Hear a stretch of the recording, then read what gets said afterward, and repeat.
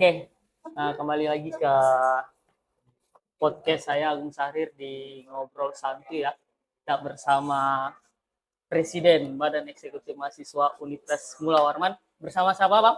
Naufal Banu Tirta Oke, Satria, biasa Noval Banu. dipanggil Banu. Nah, biasa dipanggil Banu, teman-teman. Jadi, ngobrol santuy kita malam ini, kan kalau kemarin kita udah ngebahas nih, kemarin sama mantan Presiden Badan Eksekutif Mahasiswa Politeknik Negeri Balikpapan sekaligus koordinator BEM Sebalikpapan Mas Fahrezal Rehan. Nah, hari ini kita bersama lagi nih aktivis ya kan, anak organisatoris yang masih menjabat sebagai Presiden Badan Eksekutif Mahasiswa Universitas Mula Warman di Samarinda. Nah, ternyata Pres Banu ini orang asli Kalimantan Timur di Balikpapan ya sebenarnya, cuman berkuliah di Samarinda. Nah, Samarinda. Jadi Pres Banu tinggal di Samarinda ini semenjak kuliah? Semenjak kuliah di Samarinda. Semenjak kuliah ya? Mulai maba 2019 sampai sekarang. Wah, angkatan 2019 sampai sekarang. Kalau boleh tahu, menjabat sebagai Presiden Mahasiswa tahun berapa? Angkatan berapa? Dari Presma itu dari tahun 2023 sampai 2024 ini. 2023 sampai ntar lagi selesai. Bentar lagi demisioner. Ntar lagi demisioner di bulan Juli. Bulan Juli. Nah, oke, Pres Banu kita ini pengen ngobrol-ngobrol lah ya. Sharing-sharing. Ya, kurang lebih sama lah dengan kemarin ya kan. Kita bahas-bahas organisasi. Oh ya, Mbak. Bentar ya guys, iklan dulu. Silakan. Oke. Terima kasih ya, Mbak. Nah, jadi kita mau sharing-sharing nih, Pres. Nah, jadi kenapa saya hari ini manggil Pres pakai Pres ya, karena memang hari ini Pres Banu masih menjabat lah ya. Nah, masih menjabat sebagai presiden aktif lah, presiden aktif Badan Eksekutif Mahasiswa Universitas Mula Warman yang ada di Samarinda. Nah, kita ini pengen ngobrol-ngobrol sih, Pres, maksudnya buat ya mengedukasi atau sharing lah ke teman-teman mahasiswa ya kan, yang hari ini mungkin masih bingung nih saat kuliah mau jadi apa di kampus ya kan, apakah hanya menjadi mahasiswa yang apatis ya kan, yang kadang masih banyak mungkin Pres Banu sering ngeliat ya mahasiswa teman-teman yang apatis di kampus. Benar-benar. Nah, itu Pres, jadi pengen sharing lah biar teman-teman ini ada maksudnya bahan perbandingan juga antara mahasiswa yang hanya kuliah pulang di kampus ya kan, dengan teman-teman yang aktif di organisatoris. Karena kalau kemarin saya sama Mas Rehan udah fokus ngebahas apa sih organisasi menurut Mas Rehan ya kan, gimana pandangannya. Nah, hari ini saya pengen lebih dalam lagi nih mengulik organisasi dan gimana caranya Pres Banu untuk membagi waktu ya kan, membicarakan. Kita hari ini berbicara juga nih pasti skala prioritas Pres Banu antara menjadi organisatoris ya kan, menjadi presiden mahasiswa dan akademis juga di kampus. Pasti Pres Banu nggak boleh juga meninggalkan perkuliahannya di kampus. Lagi-lagi soal manajemen waktu aja. Nah, di situ kita bakalan ngebahas jauh tuh, mengulik jauh ya kan. Tapi sebelum kita masuk ke sana, Pres Banu pure kuliah nih atau kuliah sambil kerja di Samarinda? Kalau di Samarinda sendiri pure kuliah. Kuliah ya? Jadi pure kuliah sama coba mendedikasikan diri untuk universitas lah. Nah, oke. Jadi kan ini kan Pres Banu kan sebenarnya aslinya orang Balikpapan nih, berarti jauh dari keluarga semenjak kuliah di Samarinda. Gimana perasaannya, Pres, semenjak kuliah jauh dari orang tua ya kan? Jadi gini ya, ada ceritanya sedikit sih Oke, sebenarnya. boleh. Jadi cerita. Dulu pas lulus SMA itu, lulus SMA sebenarnya ada 3 universitas yang keterima nih. Satu di Unmul, satu di ITK di Balikpapan, ya, ITK. Baru yang satunya di Universitas Negeri Malang. Oh iya. Nah, akhirnya dulu karena kita baru lulus dari SMA kan, masih ada rasa belum siap untuk terlalu jauh orang tua. Iya. Cuman pengen juga keluar. Nah, awalnya mau ambil nih di Malang, tapi saya mikirnya ini kayaknya terlalu jauh deh. Ini kayaknya terlalu jauh, masih ada rasa belum siap lah. Oke. Terus kemudian mau ngambil di ITK, tapi ini di Balikpapan, ntar juga teman-temannya itu aja lagi. Iya. Masuk teman-temannya banyak juga kan, teman-teman dari SMA saya yang memang masuk di situ. Akhirnya yaudahlah kita ambil yang keluar dari Balikpapan, tapi nggak terlalu jauh dari Balikpapan. Akhirnya ambillah di Samarinda. Akhirnya milih di Samarinda. Tapi memang rasanya jadi perantau ya jelas, mungkin Bang Agung juga merasakan rasanya jadi perantau seperti apa, yang kita dituntut untuk mandiri pastinya. Betul. Kita menyelesaikan segala macam hal itu sendiri. Kalau bersyukur juga kalau kita punya teman, kita bisa dibantu sama teman-teman, dan juga lebihnya itu kita banyak belajar soal manajemen sih sebenarnya. Nah, betul. Sebenarnya itu juga basic manajemen itulah yang akhirnya bisa terpakai sampai sekarang, sampai kita aktif di organisasi dan juga tanpa melupakan kita sebagai insan akademis. Gitu. Betul. Nah gitu, kan saat kita menjadi anak rantau lah ya, kita jauh dari orang tua, jauh dari keluarga, sanak saudara ya kan. Di situ gimana Presbanu diajarkan untuk memanage yang pertama pasti keuangan itu paling penting jelas, ya kan. Keuangan. Makanya karena pasti sangat terasa nih posisi nggak kerja ya apa-apa mohon maaf dalam tanda kutip pasti kita meminta kepada pasti dari orang tua semuanya. Cuman pasti dari diri sendiri ini ada rasa gak enak juga ya kan pastinya begitu. Nah tapi kira-kira gimana nih, ada nggak kerja sampingan semisal dari Presbanu entah freelance atau apa mungkin yang ya mungkin ini menjadi ini ya motivasi buat teman-teman yang kuliah dan bingung dapat penghasilan dari mana ya kan. Presbanu gimana tuh memanage-nya tuh kira-kira? Kalau aku gini ya, aku kan sampai sekarang memang sebenarnya memang nggak ada kerja, kerja sampingan, dan memang ya jujur aja nih, pure memang semua masih dari orang tua. Karena juga aku ngelihat kesanggupan, aku masih bisa ngobrol sama orang tua, minta saran, kira aku perlu kerja apa enggak nih untuk memenuhi istilahnya uang jajan kita lah. Gitu. Tapi ternyata dari orang tua malah melarang itu. Melarang itu kenapa? Orang tua meminta kita buat fokus untuk akademik aja dulu, fokus akademik. Cuman namanya kita ini kadang punya apa ya istilahnya kita gengsi punya juga ya kan? Punya gengsi. Ya akhirnya kita coba cari-cari hal lain lah yang memang itu kerja-kerja momentuman sebenarnya, entah kita ikut project dari dosen. Misalnya project kan saya basicnya kehutanan. Kehutanan ya. Siap. Dari dosen ada project nih, misalnya ke lapangan bantuin proyek penelitian dosen. Ntar di situ ada gajinya lah, bisa kita katakan ada gaji walaupun memang nggak seberapa tapi ya uang jajan cukup. Baru misalnya saya kan memang ada fokusan itu di bagian pemetaan, pembuatan peta.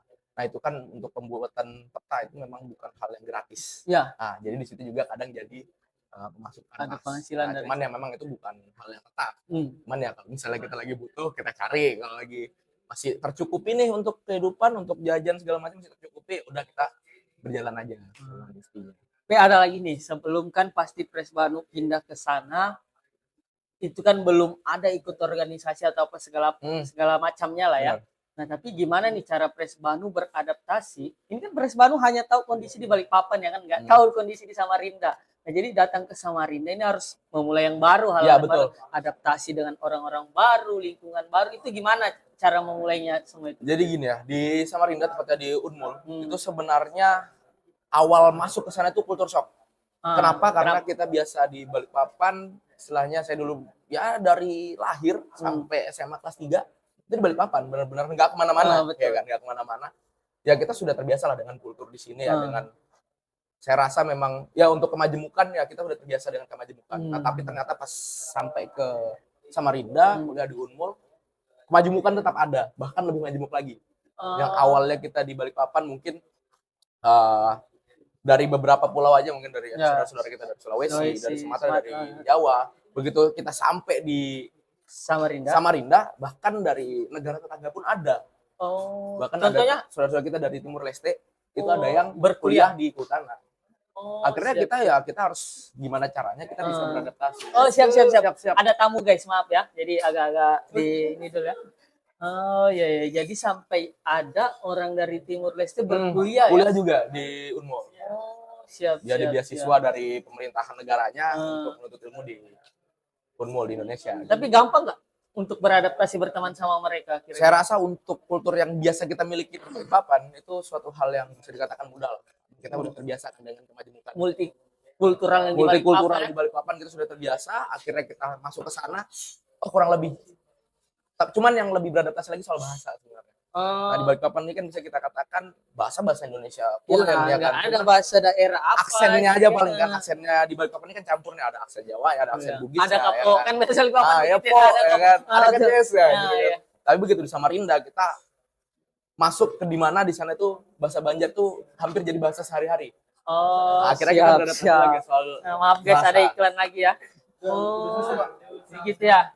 Nah, jadi maksudnya kita ngelihat kan dengan kelebihannya Kaltim ya kan. Di sini tuh multikultural banget, Sulawesi, Jawa, Sumatera ada semua. Jadi kita agak-agak lebih mudah lah kalau untuk beradaptasi ya. Jadi semua bahasa di sini ada. Nah, lanjut nih Pres, aku pengen lebih mendalam nih nanya mengenai hari ini kan Pres masih menjabat kan sebagai presiden Badan Eksekutif Mahasiswa di Universitas Mula Warman di Samarinda.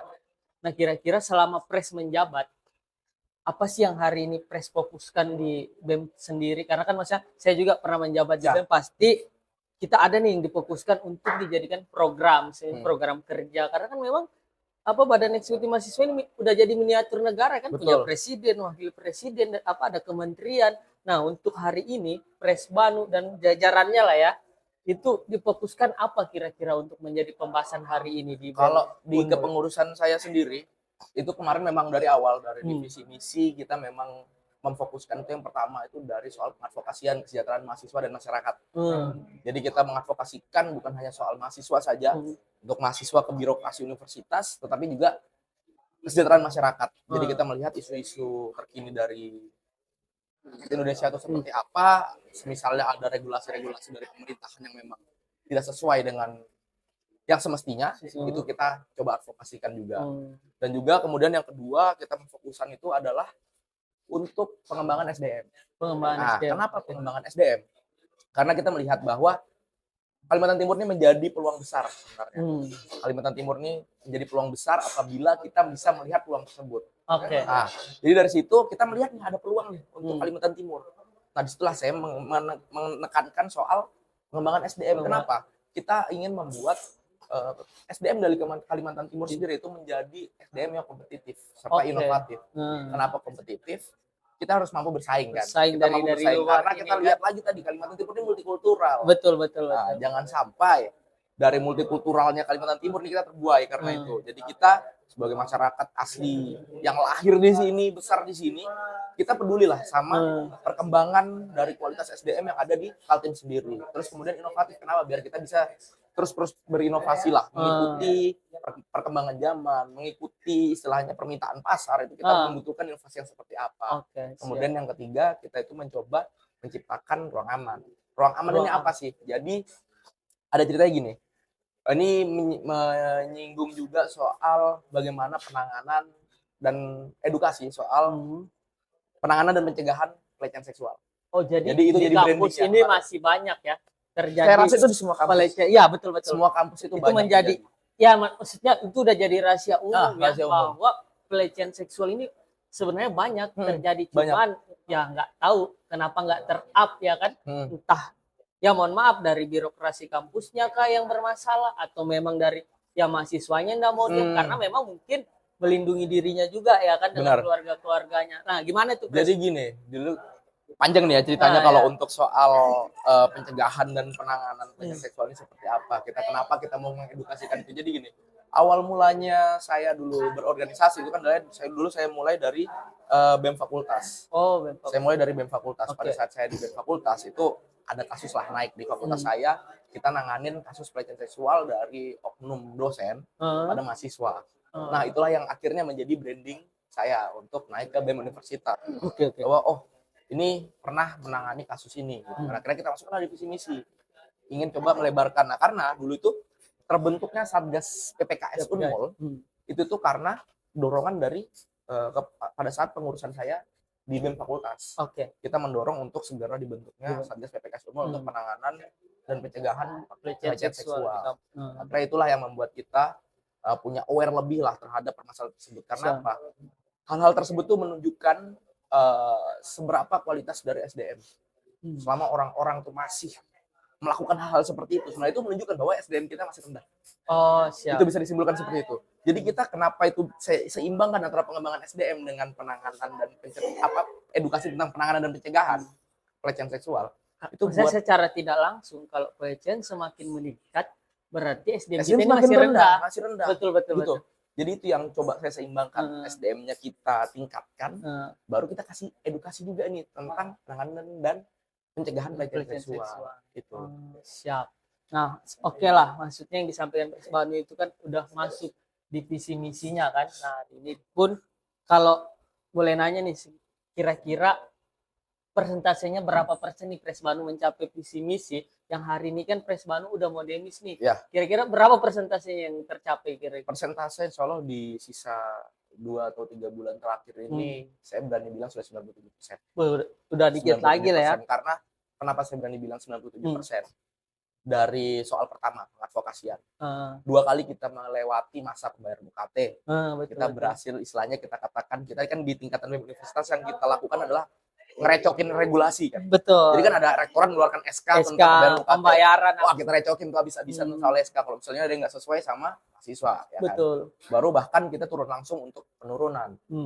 Kita list mahasiswa, bahkan terakhir kemarin kita berhasil menurunkan. Saya itu langsung benar-benar dari Kementerian Adkes BEM Unmul. Itu ada 52 mahasiswa yang kita pegang namanya dan kita turunkan. Itu yang kita langsung. Belum lagi yang hasil dari perubahan regulasi yang kita lakukan. Nah, itu soal pengadvokasian. Kemudian soal pengembangan SDM. Pengembangan SDM itu kemarin mungkin kalau kita pernah dengar Pres, jadi yang ada stigma bahwa mending ikutan magang daripada organisasi. Iya, itu kan sempat ramai bahwa ini MBKM ini merusak minat organisasi kan begitu. Kita buat program di mana kita bisa memberikan fasilitas kepada mahasiswa untuk melakukan magang. Nah, itulah akhirnya itu kita sempat diserang juga. Kenapa ini loh justru malah merusak minat nanti bla bla bla bla. Kita katakan enggak. Kenapa? Kita berusaha merubah stigma mahasiswa bahwa ini loh organisasi bisa melakukan hal yang sama. Betul. Kita bisa melakukan mentoring terhadap mahasiswa yang ingin mengikuti magang nasional dan internasional. Dan pada akhirnya kemarin ada 47 mahasiswa yang berangkat magang di ISMA dan MSIB. Itu lewat hasil mentoring dari BEM Unmul. Jadi kita memanggil mentor-mentor mahasiswa yang mereka sudah magang di perusahaan-perusahaan besar, mereka sudah magang di luar negeri. Waktu itu yang kita undang dari luar negeri itu ada yang pernah magang di Italia, Portugal, dan juga saya lupa satunya di mana, di Inggris kalau nggak salah. Itu ada 4 orang, yang di Italia itu 2 orang. Itu 4 orang magang internasional kita undang untuk mementoring mahasiswa yang ingin melanjutkan magangnya. Gitu. Nah, jadi ternyata bisa mematahkan stigma bahwa organisasi bisa kok jadi jembatan buat teman-teman yang pengen magang. Betul. Ya kan, bukan hanya mohon maaf dalam tanda kutip program MBKM aja yang fokusnya di teman-teman dimagangkan kan di luar dari kampus Unmul ya kan. Kadang memang misalnya saya juga sempat melihat program MBKM ini memang teman-teman tertarik karena ada pertukaran mahasiswa di situ. Bisa dituju kampus-kampus besar. Siapa sih nggak tertarik kalau misal magang di UGM, ya kan di Brawijaya. Bahkan sampai magang di universitas luar negeri. Sampai luar negeri. Siapa yang nggak tertarik kan dengan hal itu? Nah, itulah mungkin ya menurut saya juga itu yang mematahkan atau menurunkan minat-minat teman-teman ikut organisasi di kampus. Dan akhirnya kemarin kita membuktikan bahwa stigma itu sudah berubah di Unmul. Betul. Sudah berubah. Karena apa? Kita buka itu secara luas. Dimulai dengan seminar, talk show, kemudian dilanjutkan dengan mentoring secara istilahnya secara private. Secara private one mentor, satu mentor tuh memegang hanya 5 orang. Jadi bisa kita katakan itu efektif. Karena apa? Yang dihadapi kan nggak banyak. Satu mentor megang 5 orang doang. Dan kita punya kemarin ada 8 mentor. Jadi itu kira kita ada 40-an mahasiswa 40-an mahasiswa. Kemarin itu total 47 mahasiswa kalau nggak salah yang ikut program mentoring kita. Itu untuk pengembangan SDM. Kemudian kita berhasil melakukan istilahnya saya berani bilang itu LKMM pertama di Kalimantan Timur yang berhasil sesuai dengan silabusnya Dikti. Iya karena memang saya juga pernah mau mengadakan tapi belum berhasil kan pada saat itu. Memang kami juga mengikuti silabus yang udah disediakan oleh Dikti dan itu memang nggak boleh keluar dari koridornya. Nah, dan kita baru aja bulan April kita lakukan LKMM latihan keterampilan manajemen mahasiswa yang dimana kita melakukan itu sesuai dengan silabus Dikti dan itu kita katakan berhasil. Karena itu kita gimana meningkatkan SDM yang ada di Unmul dulu lah. Itu bahkan kemarin targetnya TSO-nya Kaltim. Kemarin dari teman-teman dari Balikpapan ada juga yang berangkat. Jadi peserta nih Kaltim nih lingkupnya. Kaltim kemarin dari pokoknya kampus-kampus di Samarinda. Itu banyak yang join. Jadi kita mulai dari lingkup paling kecil yaitu lingkup Unmul sendiri baru kita lebarkan ke lingkup Kaltim. Karena apa? Tujuan saya menginginkan SDM di Kaltim. Nah, itulah salah satu bentuk dari program pengaplikasian program kerja peningkatan SDM yang ada di Kalimantan Timur ya. Oke. Keren lah. Nah, maksudnya udah disampaikan ya beberapa program selama Pres Bandung menjabat. Kita juga nggak mau misalnya mengulik terlalu jauh lah internal BEM kan karena pasti semua punya dapurnya masing-masing. Kita cuman pengen tahu nih secara garis besar. Pasti kan teman-teman juga bertanya, Pres, ngapain sih teman-teman di BEM ya kan? Pasti nanya gitu. Nah, itu gimana untuk kita membuka atau mengajak teman-teman itu bisa atau mau bergabung di organisasi entah BEM ya kan, ada BEM fakultas, ada himpunan di kampus kan ini banyak tempat kita berkreasi kan. Nah makanya hari ini kalau menurut saya kampus malah saya jadikan rumah dulu ya kan. bahkan kita bisa tidur di kampus, ya kan, berkegiatan di kampus, main futsal ada, ya kan, mau main badminton ada, mau nari ada. Nah, kampus ini udah harusnya ya, kalau menurut saya udah jadi rumah kedua kita. Oke, Pres. Nah, dengan padatnya kegiatan Pres nih ya kan, ngurus akademik ya kan, Ya, jelas. ngurus sebagai presiden mahasiswa, dan juga harus berbagi waktu sama keluarga. Gimana Pres Banu memanage waktunya tuh? Karena kan kita harus berbicara skala prioritas. Semisal di kampus sudah mendesak juga nih Pres Banu harus ngerjain ini, tahu-tahu tugas kuliah Pres kerjain ya tugas akhirnya ini udah mau wisuda bentar lagi. Nah, itu gimana kira-kira? Jadi tekanannya kan ngeri-ngeri juga itu ya kan. Intinya yang paling penting itu adalah komunikasi dan koordinasi. Siap. Jadi kita kemarin pada saat saya ngambil keputusan untuk naik sebagai presiden BEM, itu saya pertama komunikasi sama orang tua. Kuncinya sebenarnya orang tua ya dulu. Teman-teman. Komunikasi dengan orang tua, memastikan bahwa orang tua ini punya restu.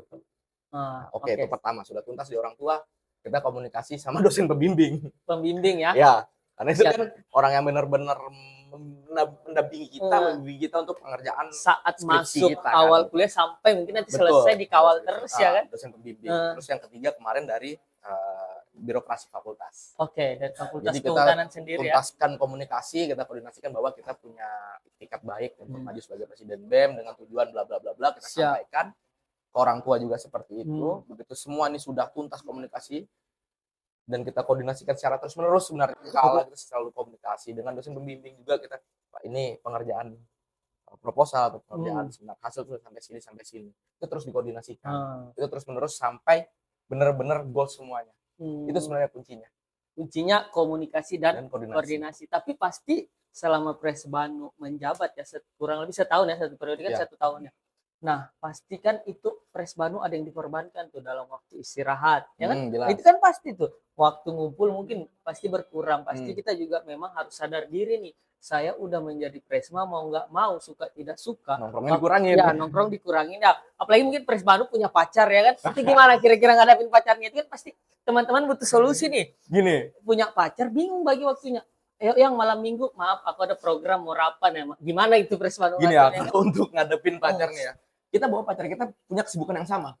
Oh, itu solusinya seperti kita itu bawa ya? punya kesibukan yang sama. Jadi misalnya dia bertanya soal kamu pernah punya waktu buat aku, kita loh sama-sama terus nih ngerjain. Bahkan ya, jadi kebetulan orang yang lagi sama saya sekarang itu kebetulan juga aktif juga di BEM. Oh, siap. Jadi pengurus juga. Jadi dia tahu kesibukan saya apa dan saya juga kasih dia kesibukan.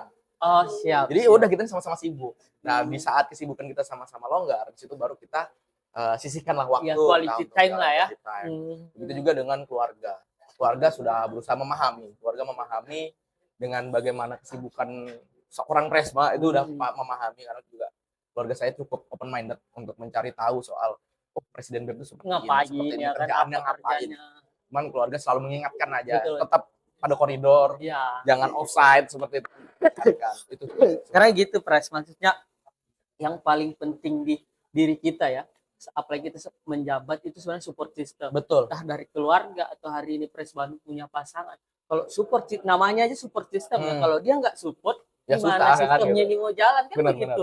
Nah, tapi syukur hari ini Pres Banu tadi sampaikan bahwa dia dapat support system yang sangat bagus lah. Karena gitu Pres, saya pernah adalah beberapa teman yang mungkin ya pasangannya agak-agak menghambat karena ya mungkin satu nggak paham jabatannya dia ini sebagai ketua ya memang seperti harus begitu ya kan, organisasi seperti apa ya. Betul, mungkin yang Pres Banu sampaikan adalah solusinya dibawa ini support kesibukan yang sama dengan kesibukan yang sama. Jadi dia Pak, oh ternyata ini loh kesibukan pacar tahu kan, ya, gitu, lihat sendiri oke. Itu menjadi solusi lah ya buat teman-teman yang hari ini menjabat sebagai ketua organisasi adalah membawa pasangannya ke kesibukan yang sama. Itu menjadi solusi. Oke Pres. Nah, ada yang pengen saya tanya sedikit Pres. Pasti Pres Banu ini kan di Unmul ya, pasti terlibat dalam agenda-agenda pembangunan yang ada di Kaltim. Nah, hari ini kan yang seksi di Kalimantan Timur itu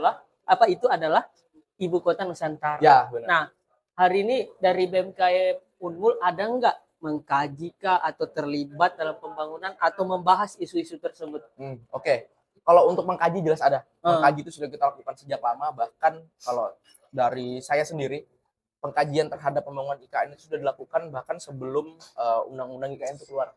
Oke. Jadi dimulai pada saat pembangunan fasilitas-fasilitas penunjang mulai dari pembangunan atau segala macam saya sudah mengkaji itu. Karena juga kebetulan kan saya memang aktif di lingkungan. Jadi kita pertama dulu mengkaji dari sudut pandang lingkungan, sisi lingkungan ya. Si lingkungan dari sudut lingkungan hidup dan kehutanan. Kemudian pada saat saya di BEM Fakultas, situ kita membawa program nasional dari mahasiswa kehutanan Indonesia untuk bagaimana membuat suatu kajian atau nota kesepahaman untuk seluruh mahasiswa kehutanan Indonesia tentang pembangunan di Kehutanan Nusantara. Udah dibuat kajiannya dan dibawa ke Kementerian Lingkungan Hidup dan Kehutanan. Langsung itu kita ajukan ke KLHK. Itu udah kita lakukan. Jadi waktu itu saya yang mengambil itu program, membantu konsepan, kemudian dieksekusilah sama pengurus selanjutnya. Gitu. Siap. Nah, baru kemudian sekarang pada saat di BMKM Unmul, kita menerapkan suatu cara pandang baru, yaitu kita berpandangan secara subjektif. Sebagaimana kalau semisalnya ini pembangunan berjalan sesuai dengan konsep yang dikatakan Smart Sustainable Forest City itu sesuai berjalan dengan semestinya, kita akan apresiasi itu, mendukung itu. Tetapi pada saat ada hal-hal yang keluar dari konsepan, hal yang keluar dari koridor, kita akan melakukan kritisi. Wajib. Kita memang juga harus menjadi mitra, tetap menjadi mitra kritis. Ada yang nggak bagus, dikritikin. Kalau itu bagus, maksudnya bermanfaat buat kita ya orang banyak, ya silakan dilanjutkan. Tapi begini, jangan sampai kita hanya memberi kritik, tapi tanpa solusi. Betul. Itu yang terkadang kan, ya mohon maaf, bukan menyebutkan oknum atau siapapun. Terkadang orang banyak yang masih mengkritik, tapi dia nggak ngasih solusi. Tapi banyak juga yang membantah. Loh kan tugas kita hanya mengkritik, ngapain lagi minta solusi? Itu karena pandangan salah. Nah itu maksudnya. It's okay, kita nggak pernah mau menyalahkan orang yang mau berpandangan apapun. Ini kan bicara sudut pandang ya, nggak masalah ya. Cuman ya kalau yang kayak gitu kan agak gimana ya, mengkritik tapi nggak mau kasih solusi, itu kan lempar batu sembunyi tangan ya kalau menurut saya ya. Bener. Jadi kita yang dilakukan di BMKM Unmul, teman-teman di Unmul, kan ya gitu. Saya menggiringnya untuk kita berpandangan secara subjektif. Betul. Apa yang salah? Oke, kita bentuk nih, kita buat kajiannya yang benar, bagusnya seperti apa. Kita suarakan, entah itu suarakan dengan jalur mediasi, audiensi, ataupun dengan jalur aksi. Itu kan metode aja ya. Kita metode itu metode lagi kan. Cuman substansinya yang kita bicarakan. Betul. Untuk apa? Pertama mengkritisi, kemudian memberi solusi. Itu poinnya adalah di situ. Jadi tanggapan terhadap IKN ini sebenarnya, kita harus pandai melihat suatu peluang. Kita harus pandai melihat suatu peluang, dan juga kita harus tahu bagaimana kita menyiasati tantangannya. Karena di balik peluang pasti ada tantangan. Ada tantangan, ya kan? betul. Kita melihat peluang, ternyata di sana peluangnya adalah suatu prospek pembangunan yang merata di Kalimantan Timur. Ini suatu peluang, ini salah satu contoh ya. Betul. Tantangannya apa? Peraturan yang dibuat ini berjalan sebagaimana mestinya dalam penerapannya atau tidak. Nah, itu yang kita lihat. Kalau misalnya ada yang salah, ya oke. Kita lempar kritik beserta solusi. Karena gitu, Pres yang sampaikan tadi kan, beberapa program kerja yang hari ini Kaltim udah jadi IKN, nanti juga yang kedua adalah orang bertambah banyak di sini. Benar. Ya secara tidak langsung pesaing kita kan juga bertambah. Kalau SDM kita tidak ditingkatkan, maksudnya sejalan dengan program Pres Banu selama menjabat, yaitu peningkatan atau pengembangan SDM dilakukan, itu kan bisa menunjang pembangunan IKN. Nah, maksud kita anak muda lah ya, anak muda Kaltim ya udah harus terlibat dengan pembangunan. Jangan sampai orang bilang ya kan, jadi penonton di rumah sendiri. Kan banyak yang kata-kata seperti itu kan, kita ditinggalin di kampung sendiri, pekerja asing malah dimasukkan, banyak kan kata-kata seperti itu. Jangan sampai kita tuh punya stigma untuk meminta, punya stigma untuk mengemis. Betul. Kenapa? Orang yang mampu bertahan adalah orang yang mampu bersaing. Ya kan begitu. Betul. Jangan sampai, ini tanah kita. Kita butuh ini. Kenapa nggak tapi nggak mau mengembangkan diri. Betul. Begitu dikasih kerjaan, nggak bisa jalankan kerjaannya. Itu kan betul. Cara berpikir yang salah. Maksudnya ini bukan kita merendahkan SDM Kaltim ya, tapi realitanya banyak di lapangan seperti itu. Orang-orang atau oknum-oknum tertentu yang seperti itu. Itu nggak bisa dipungkiri, dimanapun ada yang seperti itu. Gitu. Oke, Pres. Itu kita tadi sempat singgung sedikit lah, maksudnya persiapan kita juga harus siap kan dengan pembangunan IKN. Nah, ini mungkin terakhir deh, Pres. Aku pengen minta deh pesan buat teman-teman yang di luar sana ya kan, khususnya mahasiswa. Gimana nih untuk keterlibatan mereka di organisasi? Kenapa sih sebenarnya mereka harus ikut organisasi atau bergabung? Kenapa kita harus ikut organisasi? Jadi pertama begini, ada hal-hal tertentu yang nggak bisa kita dapatkan di dalam kelas. Kalau kita memang terfokus pada akademik tersebut, akademik di kelas ada hal-hal yang nggak bisa kita dapatkan. Itu bagaimana kita bisa mendapatkan soal relasi dan koneksi. Bagaimana kita bisa mendapatkan kemampuan untuk negosiasi. Bagaimana kita mendapatkan kemampuan untuk critical thinking. Banyak sekali yang kita sebenarnya dapatkan banyak di ya yang organisasi. Kenapa? Sebenarnya gini, simpelnya organisasi adalah tempat masalah. Tempat masalah Tempat ya. masalah. Dengan kita dihadapkan dan dibenturkan dengan masalah, kita bisa berpikir kritis. Kita dapat memiliki kemampuan negosiasi. Dan kita dapat mendapatkan suatu relasi dan koneksi. Itu yang tidak bisa didapatkan di dalam kelas. Jadi untuk kawan-kawan yang memang pada saat ini masih memandang sebelah mata, masih bingung organisasi, ya, masih bingung organisasi kah enggak ya, nanti ikut organisasi takut lulus cepat. Itulah pentingnya ada manajemen. Nah, sebenarnya di organisasi kan kita diajarkan untuk berbicara skala prioritas, ya kan, bagaimana memanajemen waktu, SDM dan lain-lain, kita diajarkan semuanya. Jadi di organisasi itu banyak ilmu kompleks, non ilmu akademik. Oke, di organisasi memang kita tidak mempelajari soal bagaimana, kalau di saya misalnya bagaimana perkembangan pertumbuhan pohon, kita dipelajari itu. Tetapi di organisasi kita memfasilitasi untuk belajar itu. Ya betul. Organisasi ini suatu kapal, gitu, suatu perahu yang tergantung bagaimana orang yang berada di dalamnya, kodanya mau membawa di perahu kemana. Jadi ini bisa dibawa kemana aja dan bisa digunakan untuk apa saja. Jadi itulah organisasi. Itu teman-teman, maksudnya hari ini kan saya juga selalu bertanya itu sebenarnya apa sih pentingnya organisasi, urgensinya apa, itu memang kepada orang yang udah terlibat di organisasi. Jadi saya juga nggak asal-asalan nanya, karena itu untuk bagaimana kita bisa mengedukasi Pres, untuk juga kita sharing ke teman-teman, biar karena ya itu Pres, aku ngerasa bahwa sekarang minat teman-teman organisasi sangat minim. Kita nggak tahu ya, mungkin next lah kita bahas ya problemnya apa sebenarnya. Kan kenapa sih teman-teman itu minim atau kurang minat gabung di organisasi? Apakah ada permasalahan di organisasi ataukah memang orangnya? Nah, mungkin itu bakalan next lah kita bahas sama siapa, atau mungkin nanti juga sama Pres Banu dan teman-teman lainnya, kan kita nggak tahu. Nah, mungkin sekian dulu ya Pres, saya ucapkan terima kasih lah udah bersedia diundang di kegiatan atau di podcast Ngobrol Santuy, ya kan, meluangkan waktunya walaupun hari ini Pres Banu liburan di Balikpapan, tapi masih meluangkan ya, lagi pulang kampung kan. Nah, mungkin itu dulu Pres, selamat malam, saya ucapkan terima kasih kepada teman-teman, see you.